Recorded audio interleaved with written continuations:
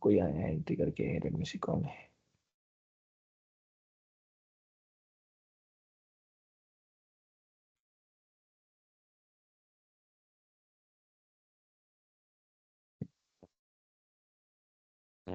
People अभी भी कोई आ रहे हैं शायद। ओके, ठीक है, done.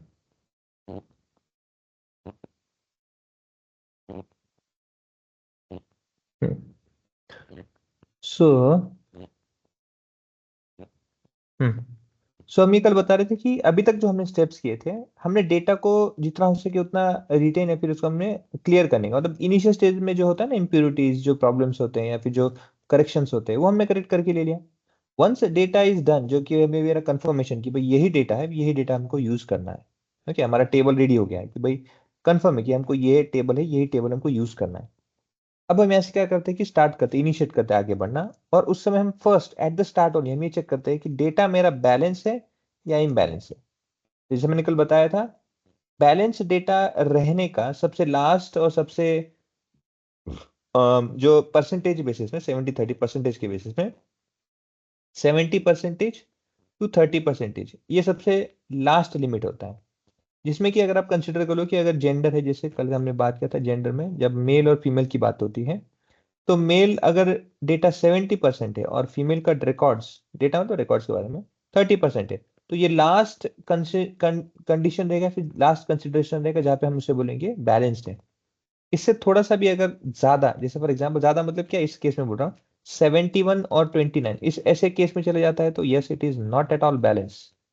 It has to be 69-31 इस तरह से होना चाहिए।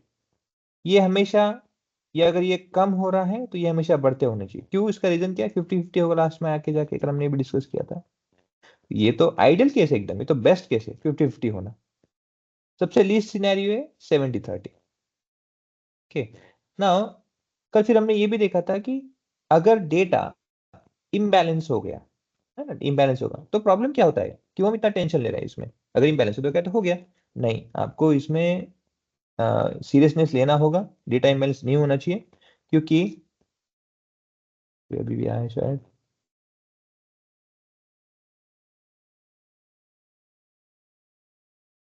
हम्म, तो डेटा इम्बैलेंस नहीं होना चाहिए, इसका आपको बहुत अच्छे से केयर करना होगा। क्योंकि मैंने जैसे कल डिस्कस किया हमने, डेटा हमेशा आपको ऐसा ही बेस्ट आउटपुट देगा जहां पे लो बायस्ड और लो वेरिएंस है।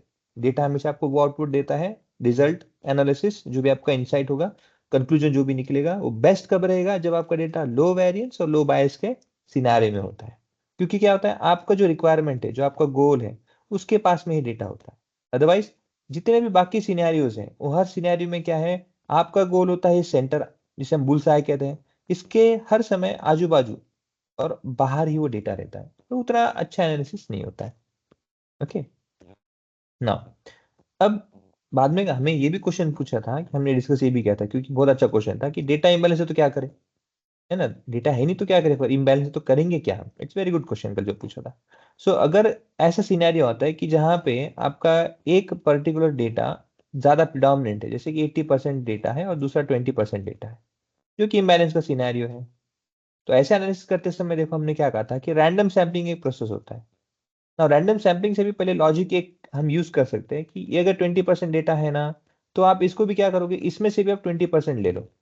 देन ये 20% कौन से लेने हैं, यस, यूजिंग रैंडम सैम्पलिंग हम एसआरएस टेक्निक यूज कर सकते हैं, सिंपल रैंडम सैम्पलिंग। उससे क्या होगा, 80% जो डेटा है उसमें से आपने क्या किया, रैंडमली 20% या फिर 20 डेटा दिया है और दोनों को आपने मैच किया है। इट्स द बेस्ट थिंग, हमने इन्फरेंस स्टैटिस्टिक्स में वो भी पढ़ा है, वो भी देखा है। नाउ अगेन, ये नहीं चलता, ये इट्स नॉट पॉसिबल, तो हमने क्या कहा था, दूसरा ऑप्शन आपके पास में, इस 20 को इस 80 के क्लोज लेके आओ, है ना। ये भी एक प्रोसेस था हमारा। तो हम क्या करेंगे, इसी 20 डेटा को, ओके, यही जो 20 डेटा है, इसी 20 डेटा को इसके 20 इसी 20 डेटा के अंदर से हम क्या करेंगे, रैंडमली 21 23 करते करते समझो कि लेट से फॉर एग्जांपल 60 तक क्या करेंगे, हम उसे रिकॉर्ड बढ़ाएंगे। और इसी डेटा के अंदर से रैंडमली एक डेटा, दो डेटा, तीन डेटा ऐसे पुट करते जाएंगे, उसको ही रिपीट करेंगे ना। यहाँ पे यस, मैं समझ रहा हूँ आपको, सर हमने तो ऊपर अभी डुप्लीकेट को निकाला था, आपने तो नीचे डुप्लीकेट किया। Yes, I agree with that, duplicate होगा, आई श्योर विद दैट। इसीलिए तो प्रॉब्लम होता है। इसलिए प्रॉब्लम क्या होता है, डेटा को यहाँ पे ओवर फिटिंग का इशू हो सकता है। ओवर फिटिंग मतलब क्या हुआ, ये ऑलरेडी सीख रहा है इस डेटा से। मैं आपको यहाँ पे हाईलाइट करता हूँ, देखो ये वाला जो डेटा है जो पहले 20% था, इस डेटा में ऑलरेडी वो डेटा था। लेकिन फिर क्या हुआ, इसी में से हम क्या कर रहे हैं, रैंडमली उसको प्लेस किए जा रहे हैं। इसमें से कोई भी रैंडमली, इसमें से ऐसे ना रैंडमली लिए जा रहे हैं। तो ऑब्वियसली क्या होगा, वही चीज हम बार बार सिखा रहे हैं। जैसे मैंने कहा था कि बच्चों को आप एक चीज बार बार सिखाओगे तो वो ज्यादा याद रहता है, बाकी चीजें भूल जाते हैं। सो ऑब्वियसली क्या होगा, मशीन ओवर फिटिंग की तरफ चले जाएगा। ये भी एक प्रॉब्लम है, आई एग्री विद दैट, ये भी एक प्रॉब्लम होता है। ओके, द उसके लिए फिर दूसरा मेथड क्या है एसआरएस के बाद में, फिर होता है स्टैटिस्टिफाइड रैंडम सैम्पलिंग। हम क्या करेंगे, दोनों में से ना क्लस्टर्स निकालेंगे। क्लस्टर्स से फिर हम उन दोनों को बेसिक, जैसे 20% का डेटा है तो 80% में से क्या करेंगे, हम क्लस्टर्स निकालेंगे, क्लस्टर्स बनाएंगे 80% में से, और उसमें से 20% लेंगे।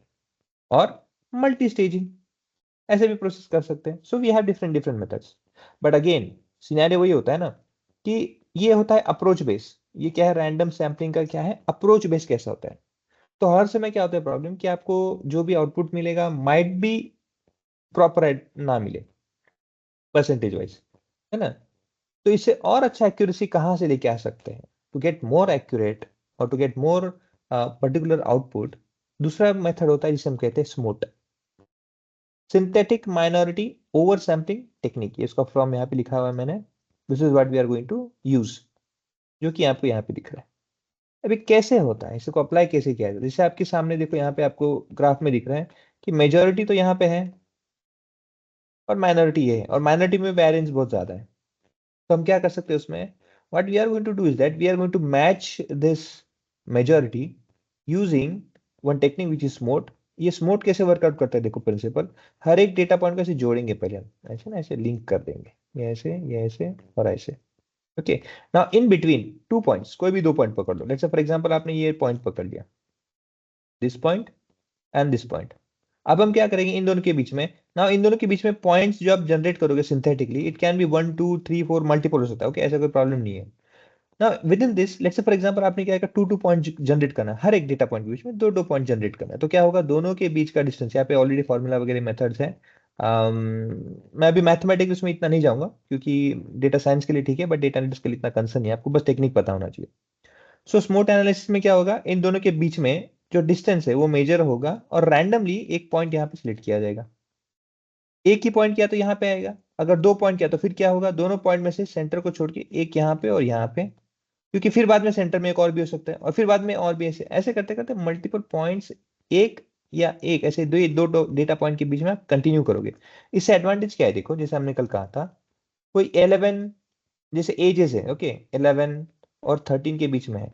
ओके, आपका कोई एक सिंथेटिक, आपको एक रैंडमली वैल्यू पुट करना है ना, रेंज आपका एज है, सिर्फ एज है ना, तो एज के बीच में आपके पूरे अगर रैंडमली देखोगे रेंज में, तो रेंज कर सकता है कि जैसे फॉर एग्जांपल ऑफिस, जैसे जॉब के लिए पकड़ लो, चलो मैं ये हटा देता हूँ। जॉब, जॉब के लिए क्या होना चाहिए, एक ideal age, it should be from 20 से लेके 60 तक, क्योंकि 60 बाद रिटायर हो जाते हैं।